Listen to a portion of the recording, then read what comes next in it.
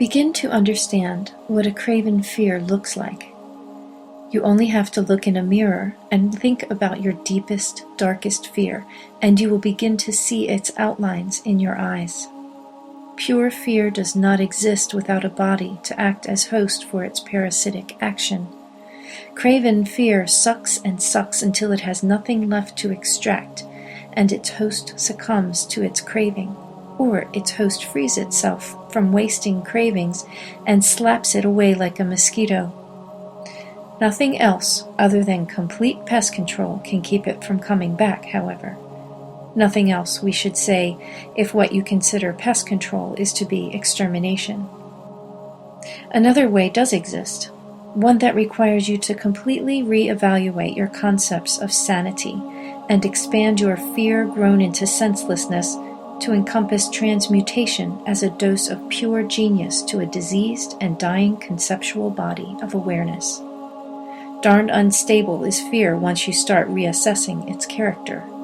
Yep, you can change it. How? We will illustrate in another tale. Every day, a very scared little girl walked to her grandmother's house and back home again over a very scary terrain of dark and dangerous rocks and ridges. Every day she put her footsteps in the same spots she did the day before.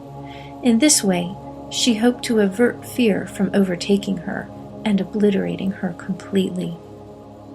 Nevertheless, she continued to feel fear as her constant companion and her faithful, familiar store of omens and premonitions of disaster. As she tread thus, unaware of her nonsensical rationale, she became accustomed to the presence of her fear, and eventually a little bit bored with her fear's quiet frumpiness. It was answering her with dread and doom, an attitude which was tiresome, to say the least.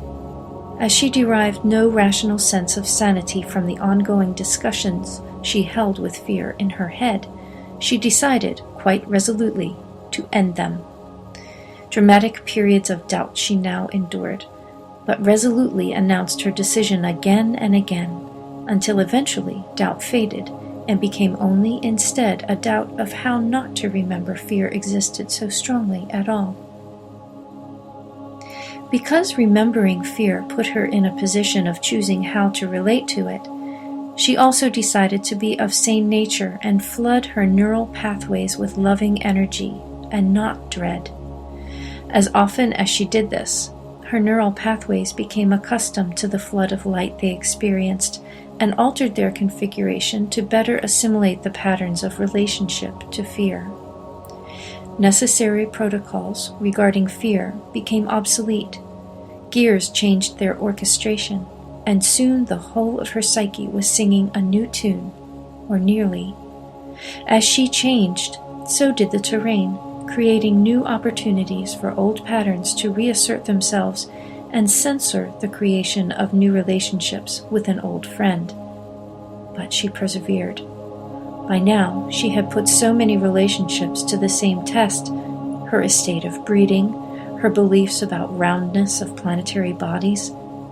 The revelations about each surprised and inspired her. New revelations poured in at each new taste of fear's dissolution.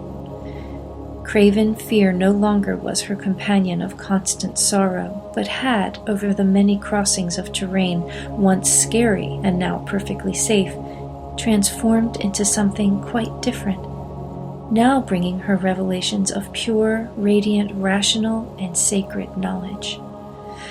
A craving for the rush of fear's benevolent-ish concern for a source of nonsensical, esoteric piety was now replaced by a healthy appetite for Om's own relationship with Om sanely aware of self within. In short, fear gave way to God realization, the recognition of the divine self living within the embodiment she called herself. Men rarely bore of fear's company. They invent new ways to enjoy it.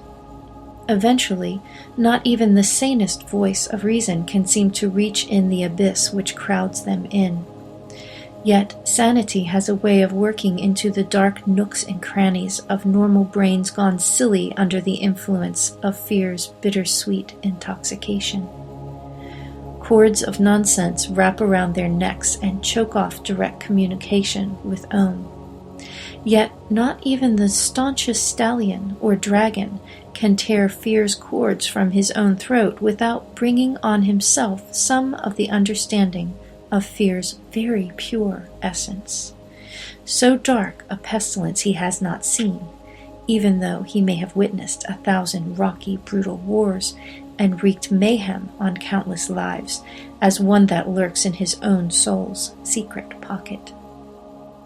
He will continue to maim, torture, and frenzy his way through lifetime after lifetime in avoidance of opening that pocket and peeking inside.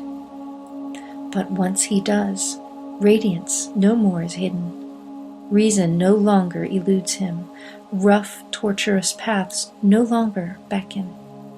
He no longer seeks rage to numb his penchant for fear avoidance, and seeks instead a solitary relationship with himself, whole, a stark contrast to who he had been as a man defined by fear, yet ignorant of its power over him.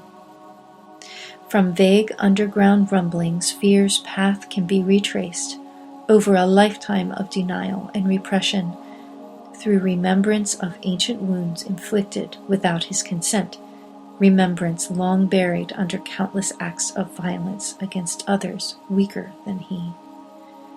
This is the path back to fear's birthplace, a rocky path, reprehensible in its design, perfect in its dark urges triggered by perceived taunts, by perceived enemies, booby-trapped to ensnare any who dare attempt to walk its lonesome miles. This, the crowning achievement of a life around which fear has succeeded in practicing its craft. Still, for all its dark and gruesome majesty, it is at its core a work in service to love's creation of so triumphant a being as Satan reborn as Christ.